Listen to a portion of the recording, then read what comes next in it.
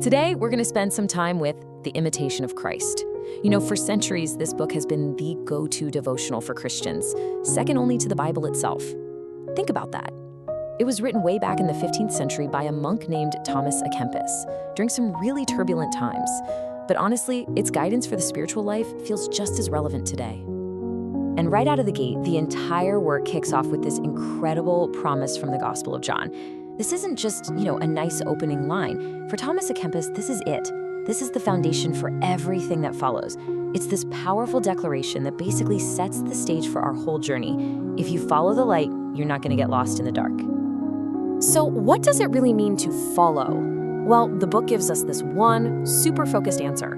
It says our most important job, the absolute heart of our spiritual journey, is to really reflect on the life of Jesus Christ, and then do our best to actually imitate it in our own lives.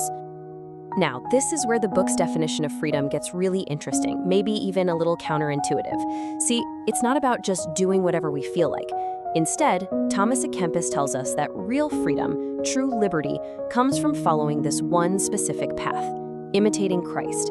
He says that's what brings enlightenment and, in his words, sets us free from the darkness of our own hearts.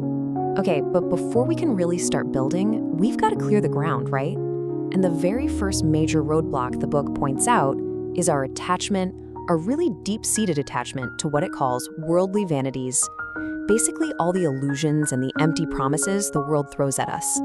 And this is probably one of the most famous lines from the entire book. It's a direct echo of the wisdom you find in Ecclesiastes. And man, it just draws this incredibly sharp, uncompromising line in the sand. It's like on one side, you have all the fleeting, empty stuff the world chases. And on the other, you have the one, single, eternal purpose, to love God and serve Him alone. That's it. And this chart just lays out that contrast so perfectly. Just look at the two columns. The world, and it doesn't matter if it's the 15th century or today, is constantly telling us to chase riches, to get famous, to hoard knowledge, to grab power. But the path of imitation, it points in the exact opposite direction. It points towards serving, being humble, having a pure heart, and even patiently putting up with hard times. It is a total, complete reordering of what we're told to value. So then the book asks this question that is so direct, it feels like it could have been written this morning. It's like, with everything we're chasing, all our achievements, why are we so often upset and depressed? Why do so many of us have this constant feeling of anxiety and sadness just under the surface? Why are we so easily rattled? And the answer it gives is just as direct and, honestly, just as challenging. It says it's because we haven't completely separated ourselves from all that earthly stuff. All our inner turmoil, that lack of peace, it's a direct result of what we're clinging to. It's like we're trying to build a house on shifting sand, looking for stability in things that are, by their very nature, temporary. Okay, so if the outside world is filled with vanity and it's making us anxious, where on earth do we find peace? Well, the book's answer is crystal clear. We have to turn inward. We need to start cultivating what it calls the interior life. So what is that? Well, you can think of it like a sanctuary. The interior life is that quiet space inside of us where we can finally stop performing for everyone else and just focus on the actual state of our soul. It's where we can step away from all the noise of the crowd and find real peace in a really personal one-on-one relationship with God. And what does a person who has this kind of interior life look like?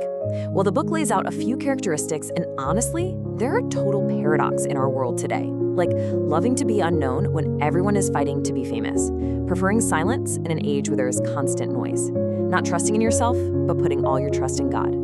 It's a profile of a soul that is truly found at center, away from all the chaos. So this all sounds really profound, right?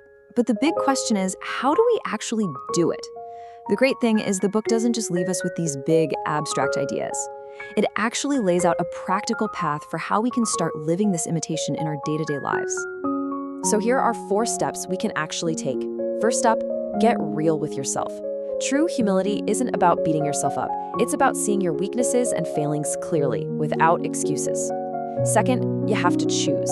Consciously choose virtue over vanity every single day.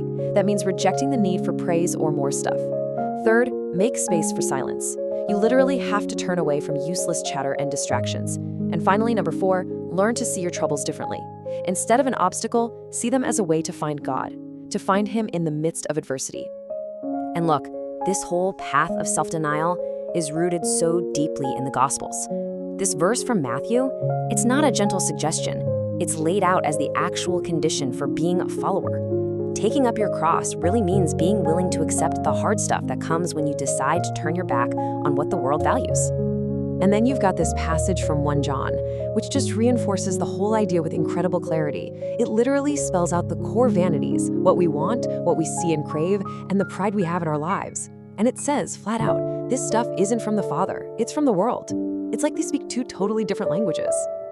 You know, after hearing all this teaching and reflecting on it, it's easy to see that we just can't do this on our own. It's not about willpower. We need help. We need grace. So let's wrap this up with a prayer that's inspired by the text itself. So let's just take a quiet moment together with these words. Lord, let me know what I ought to know. Love what I ought to love. Praise what pleases you. Esteem what you deem precious. And reject what you abhor. Grant me the grace to see myself as you see me, and to abandon all that is vanity, that I might find all in you. Amen. You see, this whole meditation, it's not just about understanding some old book. It's about letting it transform us. So the real question it leaves us with is this. In the silence that follows, in the quiet of your own heart, what is the one vanity, that one empty pursuit or worldly attachment that you feel called to release today?